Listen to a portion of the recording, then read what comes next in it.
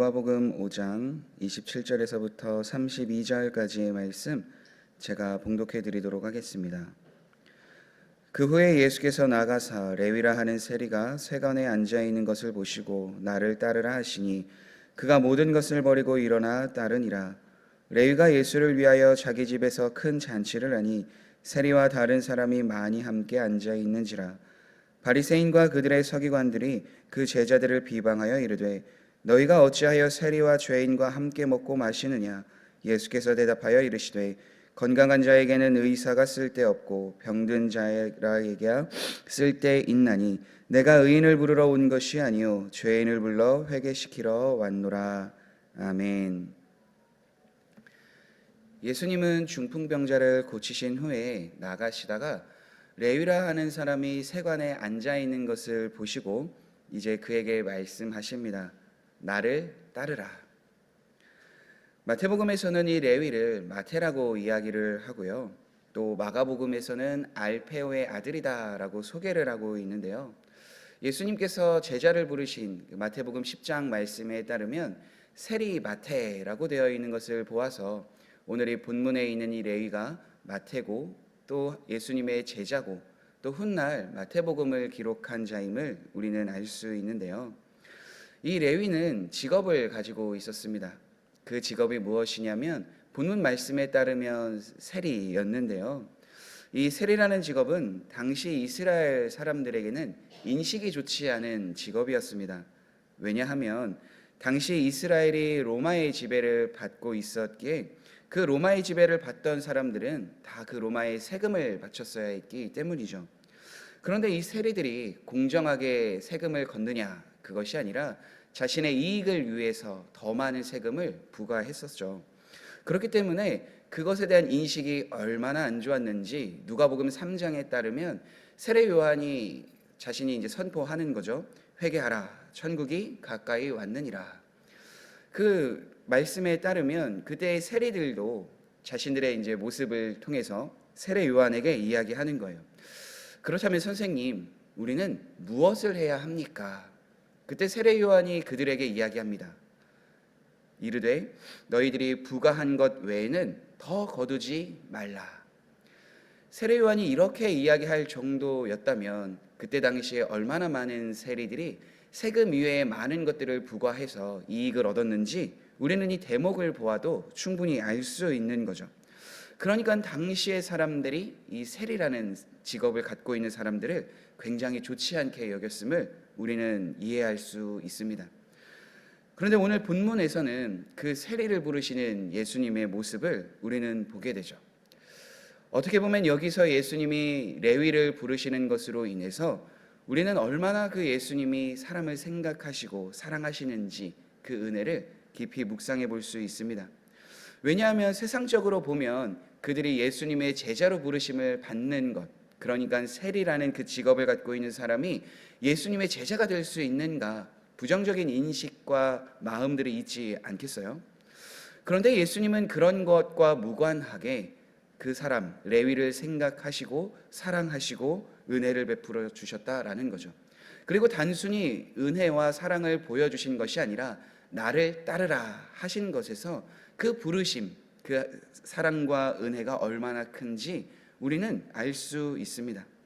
당시 사회로부터, 특별히 같은 민족으로부터 죄인 취급을 받았던 그가 예수님의 부르심을 받아서 그 감격, 그 사랑을 얼마나 크게 느꼈을지 우리는 충분히 알 수 있습니다. 왜냐하면 우리도 동일하게 그 주님의 부르심을 받은 자들이기 때문입니다.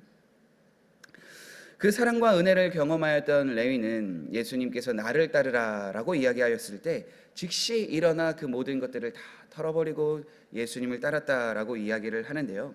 거기서 끝나지 않습니다. 자신의 집에 들어와서 큰 잔치를 벌이는데요. 그때 당시에 잔치를 벌였을 때 함께하고 있는 사람들에 대해서 오늘 본문 말씀은 소개하고 있죠. 29절의 말씀입니다. 레위가 예수를 위하여 자기 집에서 큰 잔치를 하니 세리와 다른 사람이 많이 함께 앉아 있는지라. 다른 복음서에 따르면 바리새인들과 그 서기관들이 그들에 대해서 질문하고 이야기할 때에 어째서 당신의 선생님은 세리와 죄인들과 함께 잡수십니까? 라고 이야기를 한 것을 보았을 때 오늘 본문에 있었던 많은 사람들, 그러니까 레위와 함께 앉아 있었던, 세리와 함께 하고 있었던 많은 사람들을 그들이 어떻게 생각하고 있는지 잘 알 수 있습니다. 그들을 죄인들과 같이 여겼다, 세리들과 같이 여겼다라고 우리는 이해할 수 있는 거죠. 그러니까 오늘 본문 말씀에서도 동일하게 바리새인들과 그 서기관들이 제자들을 비방하면서 이야기할 때 너희가 어찌하여 세리와 죄인과 함께 먹고 마시느냐라고 되어 있는 것처럼 그 세리와 다른 사람들이 앉아 있는 그 사람들을 죄인 취급했다라는 거죠. 그렇다면 왜 바리새인들과 그 서기관들이 그 함께 앉아 있는 사람들을 죄인 취급했을까요? 당시에 그들의 율법을 지켰을 때 율법에는 여러 목록들이 있었는데 그 목록 중에 하나가 죄인들과 함께, 그러니까 죄인들로 여겨지는 사람들과는 식사를 함께 하면 안 된다라는 목록이 있었다고 전해지죠. 그러니까 죄인들과 함께 식사하는 것은 그들이 가지고 있는 율법, 정결, 규례를 어긴 것과 다르지 않기 때문에 제자들을 비방하였다라고 되어져 있는 건데요. 물론 우리도 성경 말씀을 통해서 익히 알고 있는 내용들이 있습니다. 죄와 함께하면 안 된다. 시편 1편의 말씀에 따르면 복 있는 사람에 대해서 규정을 하는데요. 악인들의 꾀를 따르지 아니하고 죄인들의 길에 서지 아니하고 오만한 자들의 자리에 앉지 않는 것. 이것이 복 있는 사람의 모습이다라고 이야기를 하고요. 사도 바울도 고린도 후서에서 믿지 않는 자들과 함께 멍에를 매지 말라라고까지 이야기를 하는 것을 보았을 때 죄에 대한 분명한 가르침은 우리에게 있습니다. 그렇다면 바리새인들과 그들의 서기관들이 이러한 뜻에서, 이러한 마음에서 그들을 죄인 취급하고 이야기를 했는가? 그랬다면 예수님께서 이렇게 말씀하지 않으셨을 거예요. 예수님께서는 제자들에게 이야기하였던 그 질문에 이렇게 대답하십니다. 건강한 자에게는 의사가 쓸데없고 병든 자라에게야 쓸데있나니 내가 의인을 부르러 온 것이 아니요 죄인을 불러 회개시키러 왔노라. 예수님께서 이렇게 말씀하신 이유는 너무나도 분명합니다. 그들이 의로운 자들이다. 우리는 영적으로 건강한 자들이기에 의사가 필요 없다라고 느꼈기 때문인 거죠. 의사를 필요로 여기지 않았다. 반대로 여기면 자신들은 죄인이 아니다라고 여겼다라는 거예요. 그렇다면 그들이 언제 자신을 의롭다 여기고 있는가? 어디서 그것을 발견할 수 있는가 생각할 수 있잖아요. 물론 오늘 본문 말씀에선 그들이 스스로 의롭다 여겼다라고 나와 있진 않지만 복음서에는 그 내용이 분명하게 기록되어져 있습니다. 누가복음 18장에서는 자기를 의롭다고 믿고 다른 사람을 멸시하는 자들에게 예수님께서 비유로 설명하셨다라는 기록이 되어져 있는데요. 그 비유로 말씀하여 주실 때의 대상이 오늘 본문에 나와 있는 것처럼 놀랍게도 바리새인들과 세리였던 거죠. 그러니까 예수님께서 누가복음 18장에서 자신을 의롭다 여기고 다른 사람들을 멸시하는 자들이 누구인가? 바로 바리새인들이었다라는 것을 우리는 알 수 있는 거예요. 그런데 정말로 바리새인들과 그 서기관들이 의로운 사람들입니까? 우리는 그렇지 않다라는 것을 이미 말씀을 통해서 알고 있어요. 왜냐하면 로마서 말씀을 통해서 사도 바울은 분명하게 이야기하고 있습니다. 기록된 바 의인은 없나니 하나도 없으며 깨닫는 자도 없고 하나님을 찾는 자도 없고 다 치우쳐 무익하게 되고 선을 행하는 자는 없나니 하나도 없도다. 이것이 바리새인들과 서기관들뿐만이겠습니까? 모든 사람들이라는 것이죠.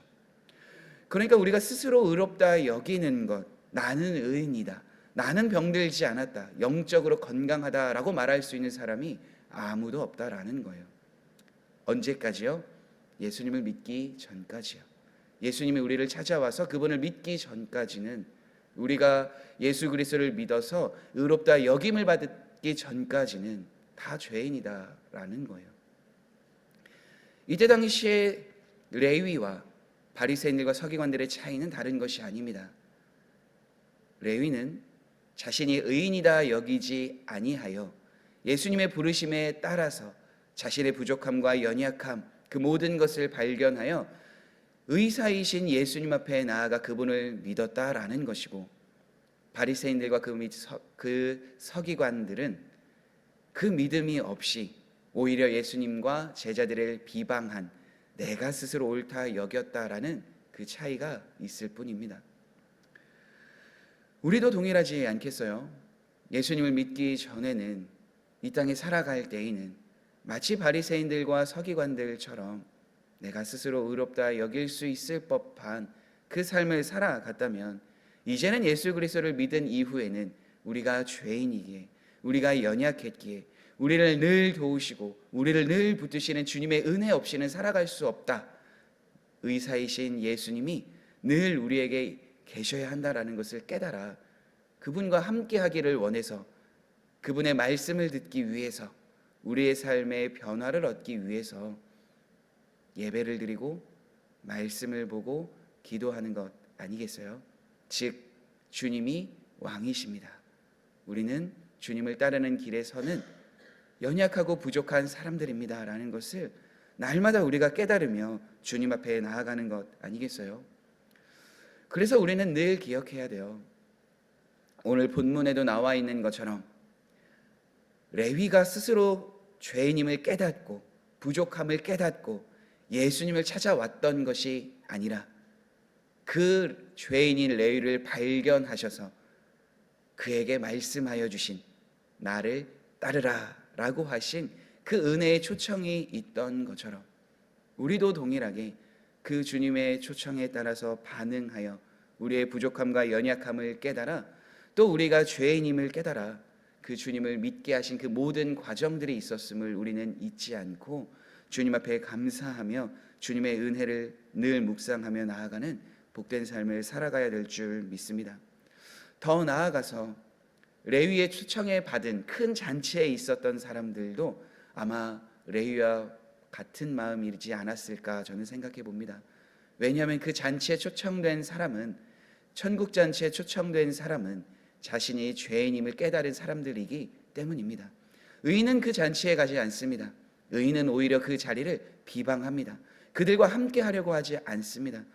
그러나 죄인은, 그러나 부족한 사람은, 병든 사람은 의사이신 예수님 앞에 나아가야 함을 알고 있기에, 깨달았기에 그 잔치에 초청받으면 그 자리에서 함께 먹고 마시며 은혜를 누릴 수 있는 그러한 사람들이기 때문인 거죠.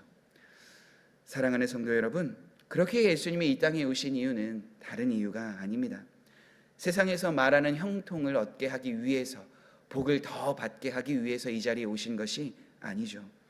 자기 백성을 죄에서 구원하시기 위해서, 영적으로 병든 자들을 고쳐주시기 위해서, 치료하시기 위해서 이 땅에 오셨음을 우리는 압니다. 죄인이었던 우리를 부르시기 위해서 이 땅에 오셨고, 늘 말씀 안에서 우리를 살피고 왕이신 주님과 함께함으로 늘 우리의 연약함을 도우시고 인도하시는, 우리를 붙드시는 그 은혜를 누리게 하시기 위해서 주님은 이 땅에 오셨습니다. 오늘도 그 주님의 은혜를 기억하며 레위가 예수님을 초청해서 큰 잔치를 베풀 만큼 그 은혜에 감사하며 나아갔던 삶을 우리 모든 성도님들도 동일하게 사시는 오늘 하루, 또 일평생이 되시길 간절히 소망합니다. 우리 함께 기도하시겠습니다. 사랑이신 하나님, 그렇습니다. 저희가 온전히 예수 그리스도를 더 깊이 묵상하고 깨닫고 따르는 삶을 살아갈 수 있도록 은혜를 베풀어 주시고, 우리의 경험과 우리의 필요와 우리의 모든 것 위에 더하시고 채우시고 입히시는 주님의 능력을 경험하는 우리 모두가 되게 하여 주옵소서. 주의 말씀을 통하여서 하나님을 온전히 따를 수 있는 그 제자의 길을 또한 걸어갈 수 있도록 날마다 말씀을 보고 날마다 주님 앞에 기도하며 간구하는 우리 모든 성도님들 되게 하여 주옵소서. 예수님의 이름으로 기도드립니다. 아멘.